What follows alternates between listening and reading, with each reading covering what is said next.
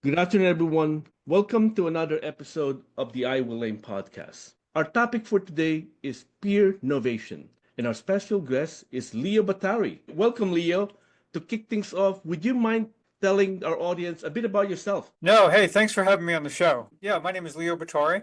I live in Carlsbad, California, and I have a company there called Peernovation LLC. And I work with CEO and business leader peer advisory groups all over the world, largely to help them maximize the value of their experience. But I also take what the highest performing peer groups have been doing so brilliantly for decades, and I help leaders take these principles and practices into the companies in their organization. And of course, you and I go back to our days at Seton Hall. Hard to believe it's almost, not quite, but we're getting into the 20-year mark between, Yes. when we started that program. And it was really the first experience I had working as part of a cohort. And that was a whole different experience. But a really great one, and something that I think in many respects, not realizing it at the time, but it set me up for exactly what I'm doing right now. And so it's a life-changing experience for sure. And you and so many of the people, as you know, our classmates with some pretty special people, pretty amazing folks. So it's great that we all got to do that together. I definitely agree with you that that particular cohort is a special group. I still remember LT, Learning Team 21, All right. and you're one of our valedictorians. So I remember going back many years ago that you're one of the best, and I truly love that you were able to take that and take it to a bigger stage. Let me ask you a question because Peernovation is special. That what's the motivation behind writing that book? So it's been kind of a journey, really. I was at Vistage between 2010 and late 2016. Vistage is an organization that assembles and facilitates peer advisory groups in 40 countries around the world for CEOs and business leaders. I got that position basically within a couple of years of my leaving our program at Seton Hall that we were in together. And seeing how these groups helped one another, very similar to how we helped one another learn and grow in our learning team, was very powerful and really great to watch. Private equity purchased the firm while I was there in late 2012, and in early 2013, I led a brand refresh for the company. And it was during that time, I'm going around the country and I'm talking to CEOs and business leaders, and I'm asking them, like, how do you learn? How do you grow? How do you bring new thinking into your organization? And to a person, they would say, well, I read books, I have a coach, I hire consultants, I go to events and conferences, I watch TED Talks, I watch executive development programs at places like Harvard and Stanford, but no one, and I mean zero, responded with the idea that being in a peer group was even in their consideration set. So when I went back to the board of directors, I basically shared the experience I was having with them in the field while I was talking about the status of the rollout. And I said, not for nothing, but I don't know why we're going to be content just being a well-kept secret. Because as I see it, the number of people that could be in a group, which is enormous, and the number of people who actually are, which is minuscule. I said, and part of the reason for that is we're trying to sell a Mercedes to someone who doesn't even know what a car is. So the idea was to put together a book, which I actually co-authored that first book with the CEO of Vistage at the time, where rather than write some kind of vanity piece about Vistage and some kind of hardcover brochure about the company and how great we are, right, was let's look at this entire category. And let's try to put something together so that it would be a narrative people could look to and at least be familiar with the concept so that they can find the group that's best for them and whatever that may happen to be. And so after doing that and then getting into the bug of that subject area, and of course, the more you dive into it, the more you learn. And so I wrote a second book in 2018, which basically came to the obvious conclusion that successful people, they ask for help. They don't regard it as some kind of sign of weakness. They recognize it for the act of resourcefulness that it really is. So then when you start taking peer advisory groups and how valuable they can be, coupled with our natural inclination to collaborate and work together and help one another, now you can say, well, how do we bring that into teams? How do we build that bridge? So Peernovation was written during COVID after I worked with about 125 groups and teams. And then now that number has eclipsed 800, and there's a whole lot you learn every single time I work with a group or team. And so with that, I wanted to bring those findings forward. I was very fortunate in the launch of this book, which has only been out, not very long now, as you well know. And and very fortunate to have Amy Edmondson agree to write the foreword. As you know, the top scholar in the world in psychological safety, she coined the term, and not to mention a pretty incredible author herself with The Fearless Organization and The Right Kind of Wrong being her most recent book. So we served on a panel together last summer and we met, and the fact that she agreed to write the foreword was a real honor. And I believe, and my hope, of course, is that it helps point a lot of eyeballs to this content and the value of it. And it would be great, wouldn't it, Will, if everyone could experience what we did at Seton Hall and yet to continue their learning journey in much the same way. Thank you for really, continue to expand the scope of this book because, like, I always believe something that's good has a lot of layers of improvement over time. Thank you for working, and congratulations on the release of this book. Right, I think that's one of the key tenet of it. Can you share how this belief evolved for the personal and professional, and how the book helps shape that core concept? Yeah, so on one hand, I think what makes this very natural for people to get is who you surround yourself with matters has been part of our lives for as long as we can remember. It was our friends. Our parents cared about who we hung around with as kids. We all have had people maybe who've lifted us up, and we've certainly had people in our lives that maybe led us astray from time to time, right? We've all had those folks. But the people who we decide to be with in our lives matter a whole lot, and that we can lift them up and they can lift us up, or people can just hold one another at bay or even drag other people down. And so I think there's a fundamental aspect of people understanding that surrounding yourself with the right people is a great start. And then from there, the idea was that if peer influence is kind of this idea of the impact the people who surround us can have in shaping our behavior, then what would happen if we were more intentional about it, if we were more selective, strategic, and structured about it? And this is where this idea of peer advantage came in the first book. So instead of just peer influence at another level, we coined another term for it. And I think by calling it peer advantage, people kind of understood that, okay, I can take what I know is already there and I can harness that now to my benefit and to the benefit of those around me. And of course, then that leads us to Peernovation, which kind of brings you to a state, right, of where you are really harnessing that peer advantage really well and achieving the kind of outcomes that make you and everyone else better around. I think the concept that I really like is the intentionality of selecting who goes into that peer group, because that matters a lot. And that's very impactful and powerful. I think one of the key concepts that I also learned in the book is the transition from me to we. And that's really hard, especially in these days, right?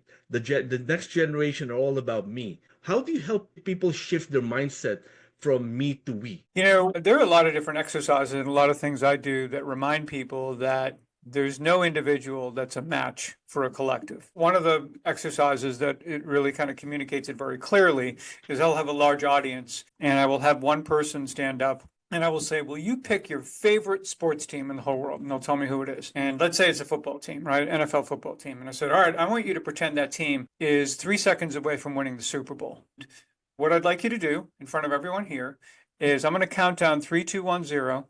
And then game will be over, and I want you to clap and yell and scream and do whatever you would do if your team actually won the Super Bowl. And so, so of course they're feeling a little self-conscious about doing that, but they agree, and of course all that. So I count down 3, 2, 1, 0. They yell, they clap, they scream, and all that. And it's great. We all give them a round of applause. Then I get everyone to stand up with that person. And I say, all right, I want you to figure out in your mind, who's your favorite team? Who are you thinking about right now? I'm going to count down 3, 2, 1, 0, and you're going to do this together. Well, obviously you get this thunderous applause, right? And the idea, as we get everyone to sit down after that is a few things. One is that I think sometimes individually can try to fill the room with sound all by ourselves, right? We want to do things alone when in fact, there's just no match for what a collective can do together. The thunderous sound that everyone was able to make was amazing. But there's also another element of it too. And that's when we did it all together, no one felt self-conscious about it. They just had fun. And it's a completely different experience than having to do that alone and from a large group of people versus everybody doing it together. And I think it's a good reminder of folks, in that way.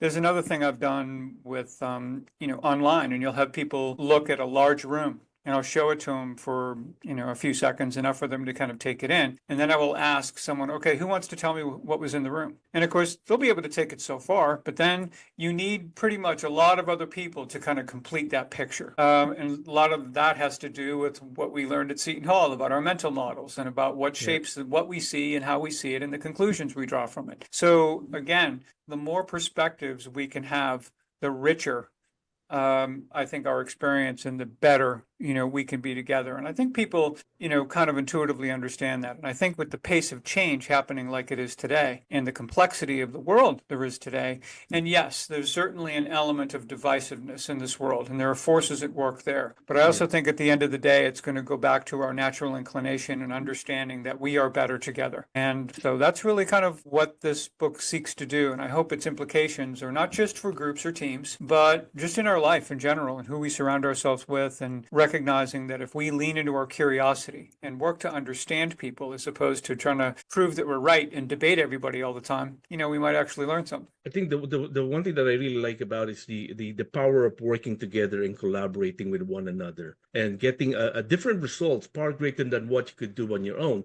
You've been working with a lot of peer group, and you mentioned you mentioned about 100. What's the one predictor of success for a group? They need to be very intentional about what they do. I think that it's very easy to, and this is like any relationship, this is anything we have, it's easy to get to a certain level, and we don't quite put the same level of effort into being intentional about that relationship, whether it's a relationship with a spouse, whether it's a relationship with other group members or with teams in your companies, to come in every day and really think to yourself, what do I expect of myself today? What do I expect of others? And am I prepared to bring my best to this relationship, to this situation, to this meeting, or whatever it may happen to be?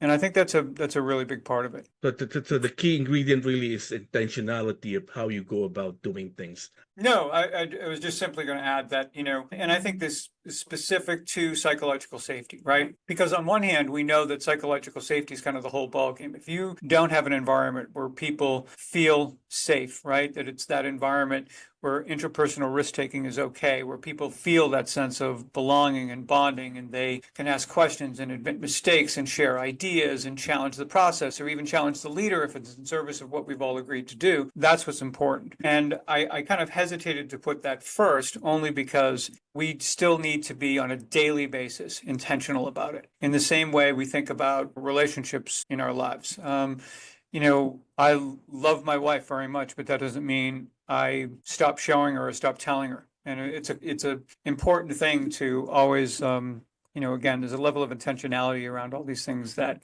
I think keeps us at a high level. I think one of the things that I thought about, especially these days, is AI. AI is prevalent. Everyone talk about AI. How do you think AI would play into your Peernovation? Plays in really well. First of all, I think Peernovation stretches that you got to get the people part right so that we understand how to access all of the human intelligence around us. And then we combine that with AI and we create I think a body or a level of collective intelligence that I think is really a force to be reckoned with. But I think it starts with people learning and understanding and collaborating and getting the kind of perspectives necessary to work with AI and see AI as an add. And I think that's a really important part of this whole equation. It doesn't ignore AI at all. In fact, the idea is that we need to be equipped to embrace it. And I think to do that, we need to be functioning really, really well in terms of our relationships with one another. I love that you said that it goes together with AI, because the way I look at it,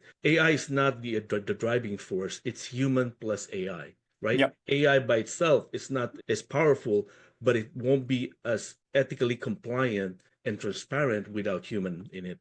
You have a very rich career as communicator, educator, and leader and thinker. What's the one moment of breakthrough or transformation in your own career that you exemplified the power of peer influence? I point to the Seton Hall experience. And I'm not just saying this because you and I did that together and run this call. I point to it all the time as one of the most transformative experiences of my life. It not only gave me a scholarly foundation for a lot of things that I felt like I intuitively understood, but I wasn't quite sure why. And I think a lot of us went through that. It gave me a sense of what it was really like to work as part of a cohort, to be part of a learning team. It was not something I felt I was particularly good at the beginning. I point to it actually in the book. It was, my journey from me to we, or from old school to new school, wasn't without its bumps in the road. And so I felt like it helped me, get a long way down the field in that regard. And again, unwittingly, it was preparing me for something that I never realized it was doing. And it was my time at Vistage. And my time at Vistage and my ability to grasp that value proposition as quickly and as completely as I was able to do had everything to do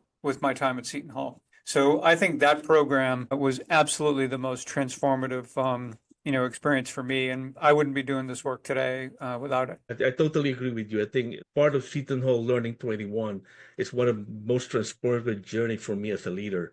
I grew a lot as a leader and become more focused on being a servant leader. We talk a lot about Peernovation. We talk about intentionality. If there are 3 takeaways from today's episode, what would those 3 takeaways be? So I think the 3 takeaways, when we think about, first of all, the journey from me to we does start with you. It starts with really being, I think, self-aware and introspective and thinking about, what I want from life, what I can contribute, how I can make a difference, and what that looks like. And I think to be really in touch with your particular gifts. Second, it's this idea of being intentional about doing that. What do I need to be intentional about so that I can bring my very best? And then I think third, because psychological safety is so important, how can I be vulnerable with a group? How can I put myself out there? So I'm modeling the way, to borrow a little phrase from our friends Kouzes and Bosner. And, at the same token, be the kind of listener, because if you think about it, it's the listeners that create the safety for others. So that becomes really important part, that if I can really get to know myself and be comfortable with who I am,